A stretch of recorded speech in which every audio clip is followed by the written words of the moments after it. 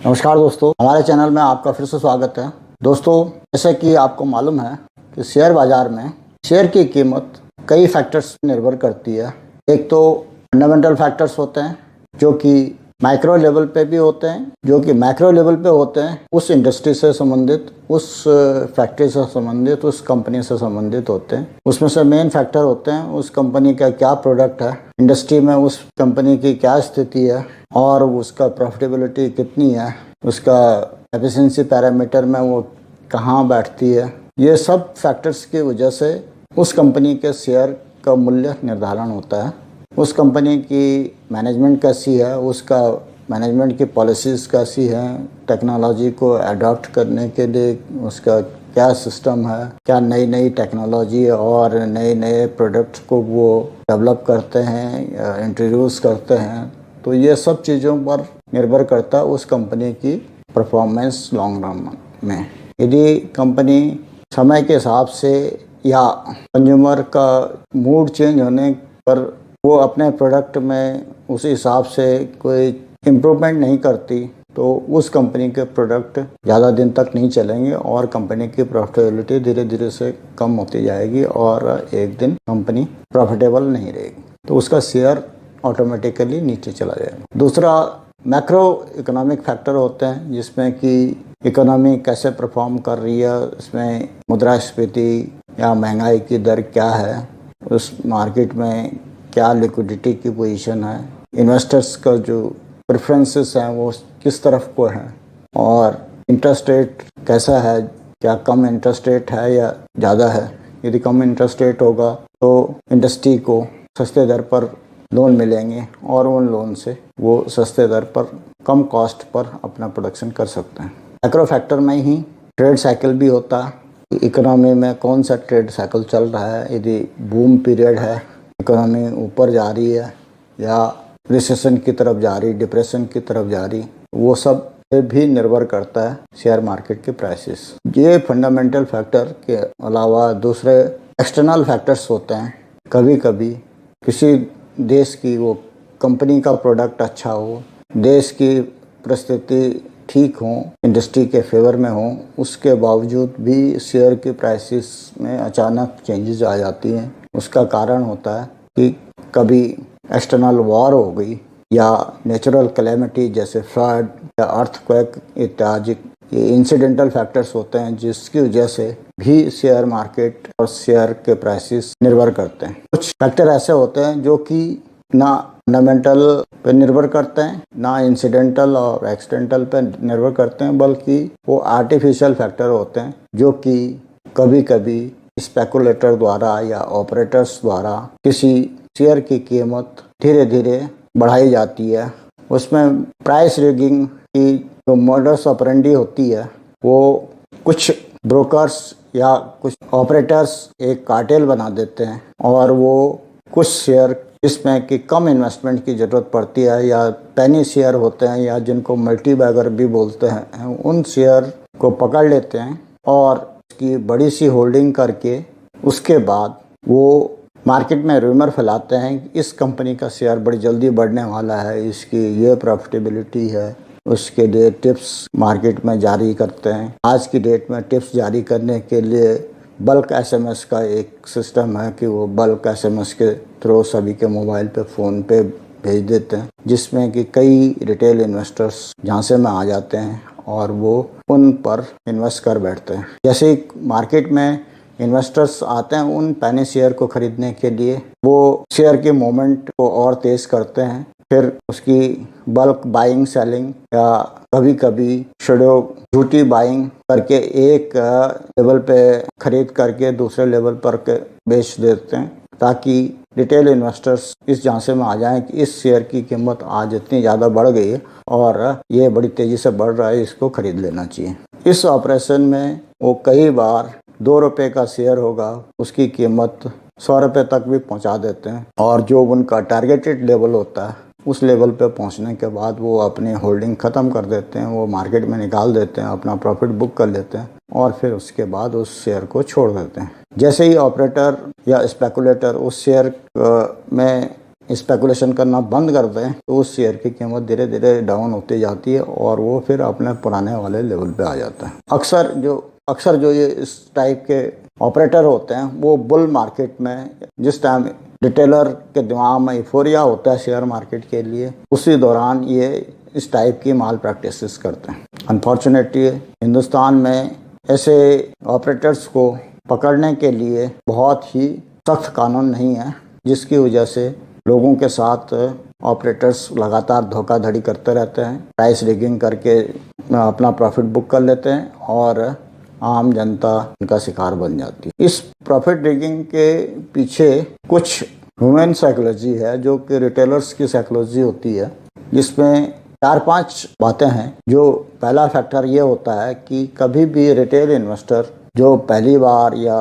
जो लोगों के कहने पर शेयर मार्केट में इन्वेस्ट करते हैं वो केवल लोगों को देख करके ही या किसी टिप्स के आधार पर इन्वेस्ट कर देते हैं। डिटेल में अध्ययन नहीं करते, उसकी स्टडी नहीं करते। जैसे कि जब कोई institutional investor, foreign institutional investor या म्यूचुअल फंड या कोई भी अन्य इंस्टीट्यूशनल इन्वेस्टर्स मार्केट में इन्वेस्ट करते हैं तो वो उस शेयर के फंडामेंटल्स को पूरी तरह से स्टडी करते हैं, उस कंपनी की बैलेंस शीट को स्टडी करते हैं, उस कंपनी के पास्ट परफॉर्मेंस को स्टडी करते हैं और उसका फ्यूचर क्या रहेगा उसके लिए भी वो डिटेल स्टडी करके और तब ही उस कंपनी के शेयर खरीदते हैं। लेकिन रिटेल इन्वेस्टर ये सब मेहनत नहीं करता और कई बार अपने दोस्तों के कहने पे, अपने किसी रिश्तेदार के कहने पे या किसी फ्रेंड के कहने पे या किसी एसएमएस के बेसिस पे मार्केट में बिगर सोचे समझे उन शेयरों पे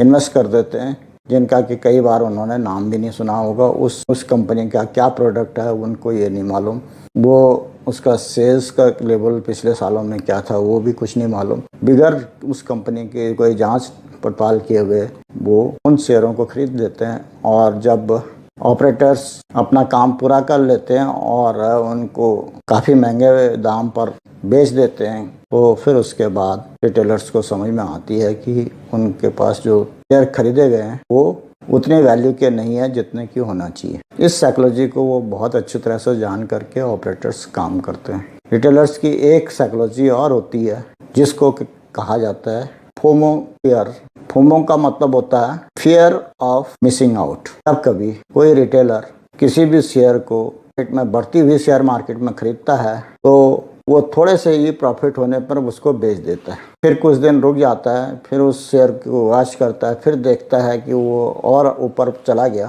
उसको फिर खरीद लेता है और कुछ टाइम होल्ड करने के बाद फिर थोड़ा सा प्रॉफिट हुआ उसको बेच देता है। ऐसा करते करते वो बुल फेस में उस पर्टिकुलर शेयर की कई ट्रांजेक्शन्स कर देता है थोड़ा थोड़ा प्रॉफिट बुक करके, और जब वो ये देखता है कि ये शेयर अभी भी बढ़ रहा है तो वो उस स्टेज पे फिर खरीद लेता है। लेकिन ऐसे में वो ऑपरेटर्स के या स्पेकुलेटर के या बुल के ट्रैप में फंस जाता है। जब वो शेयर बुल मार्केट के टॉप में खरीदता है और उसके बाद यदि मार्केट धीरे धीरे नीचे को क्रैश होती है तो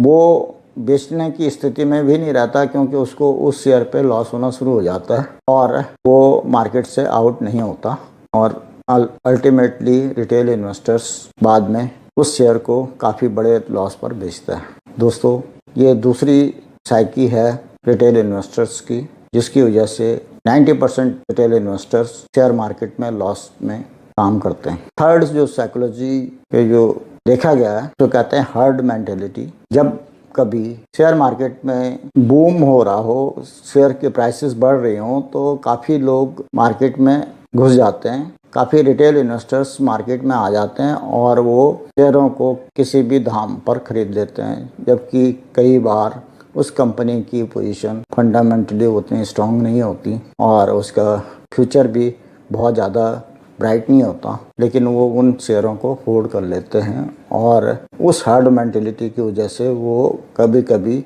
शेयर मार्केट में बूम रहता है उसके टॉप में खरीद लेते हैं और फिर वहीं खरीद करके होल्ड कर लेते हैं। जब लॉस होना शुरू होता है तो उसकी होल्डिंग को नहीं बेच पाते और अल्टीमेटली लंबे अरसे तक होल्ड करके लॉस आना पड़ता है। तो ये हार्ड मेंटेलिटी भी कभी कभी खुदरा निवेशकों को, रिटेल इन्वेस्टर्स को नुकसान पहुंचाती है। दोस्तों, शेयर मार्केट में जब भी कभी बूम आता है तो उस टाइम हर आदमी का जो ग्रीडीनेस का फैक्टर है, जो लालच का फैक्टर है, वो अपनी चरम सीमा पे पहुंच जाता है और उसको ये लगता है कि मार्केट केवल ऊपर को ही जाएगी। 6-7 महीने पहले कई लोग सोशल मीडिया में कह रहे थे कि सेंसेक्स 2 लाख तक चला जाएगा, लेकिन ये मार्केट का एक नेचर है कि जब ऊपर उठती है तो नीचे भी आएगी। और जहाँ तक है कि 2 लाख तक भी शेयर सेंसेक्स पहुंचेगा, लेकिन वो अपने समय पर ही पहुंचेगा। उसके लिए लंबी जर्नी है, लंबा पीरियड है, हो सकता है 15 साल हो, 20 साल हो।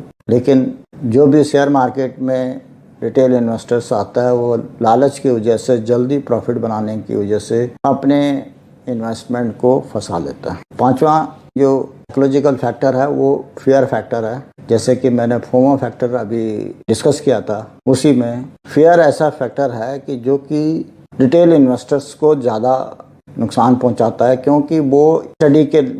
बेस पे अपना रिस्क नहीं लेते या शेयर की खरीदारी स्टडी के बेस पे ना करने की वजह से वो जब कभी शेयर मार्केट में इस टाइप का उतार चढ़ाव आते हैं तो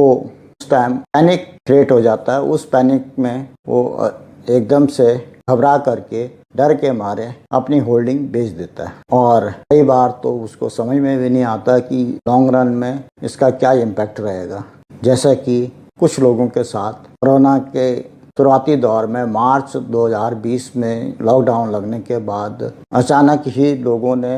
अपनी होल्डिंग को बेच डाला, जबकि उसके 2 महीने बाद ही मार्केट में फिर रिकवरी शुरू हो गई थी और जून जुलाई तक 2020 में, मार्च में डाउनफॉल आने से पहले के लेवल तक पहुंच गई थी। तो दोस्तों, ये फेयर फैक्टर भी स्पेकुलेटर्स को मालूम होता है और जब कभी उनको इस टाइप का मौका मिलता है तो वो फिर दोबारा उस मोमेंट में अपनी होल्डिंग बढ़ा देते हैं और बड़े इन्वेस्टर, इंस्टीट्यूशनल इन्वेस्टर्स ऐसे ही मौके का फ़ायदा उठाने की कोशिश करते हैं। जबकि रिटेल इन्वेस्टर्स अक्सर जब भी सेल करता है वो फोर्स मैनर में करता है, जबकि इंस्टीट्यूशनल इन्वेस्टर हमेशा सेल करते हैं तो वो अपने प्रॉफिट बुकिंग करते हैं या अपने फ्यूचर प्रॉफिट को ध्यान में रख करके, दूसरी अपॉर्चुनिटी को ध्यान में रख करके अपनी सेल करते हैं। दोस्तों, आज के वीडियो में मैं इस कंक्लूजन पर पहुंचता हूं कि जब कभी रिटेल इन्वेस्टर मार्केट में इन्वेस्ट करता है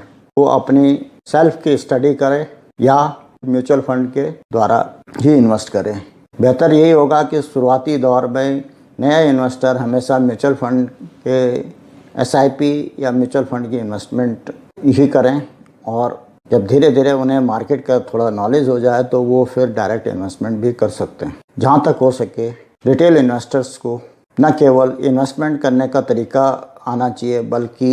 एग्जिट करने का भी तरीका आना चाहिए। यदि जो भी इन्वेस्टर सही समय पे एग्जिट कर जाता है वो शेयर मार्केट का अधिकतम फायदा उठाता है और यही ज़्यादातर म्यूचुअल फंड और इंस्टीट्यूशनल इन्वेस्टर या फॉरेन इंस्टीट्यूशनल इन्वेस्टर्स करते हैं। साथ ही वो अपनी अपॉर्चुनिटी कॉस्ट को भी ध्यान में रखते हैं, जो कि रिटेल इन्वेस्टर नहीं रख पाता। दोस्तों, आज के वीडियो में मैं सभी साथियों को कहना चाहूँगा कि फोमो फैक्टर है उसको समझ लें और हमेशा जब इन्वेस्टमेंट करें तो समय देख करके अपने टारगेट डिसाइड करें। यदि कोई भी शेयर खरीदना हो तो पूरी मार्केट स्टडी करने के बाद ही खरीदें, न कि टिप्स, मैसेजेस या रूमर्स के बेसिस पे। दोस्तों, आशा है यह वीडियो आपके लिए काफ़ी यूज़फुल और इन्फॉर्मेटिव रहा होगा। यदि यह वीडियो पसंद आया तो इसको लाइक करें, साथ में अपने साथियों के साथ भी शेयर करें और कोई कंसेप्ट क्लियर ना हुआ हो तो उसके बारे में कमेंट करें। यदि किसी नए विषय पर कोई नया वीडियो बनाना है तो उसके लिए भी आप कमेंट करें। साथ ही नए नए वीडियो के लिए इस चैनल को सब्सक्राइब भी करें। इस वीडियो को अंत तक देखने के लिए धन्यवाद। जय हिंद, वंदे मातरम।